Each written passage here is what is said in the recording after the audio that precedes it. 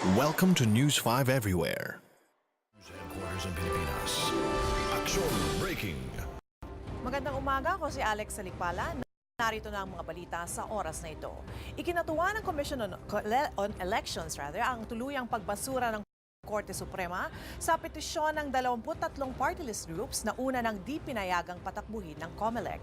Base sa desisyon ng SC, moot and academic o wala ng saysay ang petisyon ng mga na-disqualify na party list group bago pa lamang sila nag-apply ng akreditasyon. Kabilang sa mga ito ang Partido ng Manggagawa, Alliance of Concerned Transport Organization o ACTO at One Kanegosyo.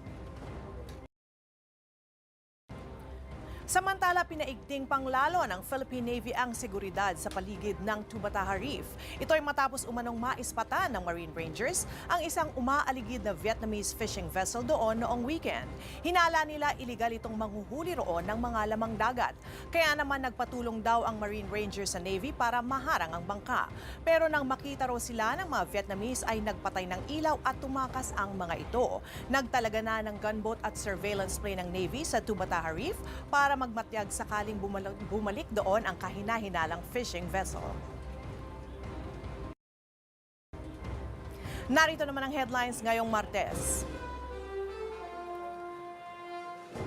Matapos opisyal na ideklara ang rainy season sa bansa, araw-araw na ulan, asahan na raw ayon sa Pag-asa.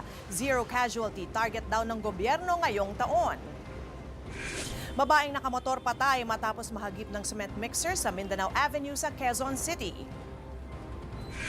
Labinang buntis na Pinay na napatay umano sa bugbog ng asawa niyang Malaysian, nakaburol na sa Nueva Ecija. Pinay na ginahasa at pinatay sa Australia, iuuwi na rin sa bansa ngayong araw. At sa sports, palitan ng mga manlalaro ng Barako Bull, Token Text at Meralco Bolts, aprobado na ng PBA. Makinig lang sa Radyo 5 92.3 News FM at mag-log on sa news5.com.ph para sa walang patid na balitaan ng News 5 Everywhere. Ako si Alex Salikpala, narito na ulit ang Punto Asintado. Higit sa balita. Action. Be sure to come back.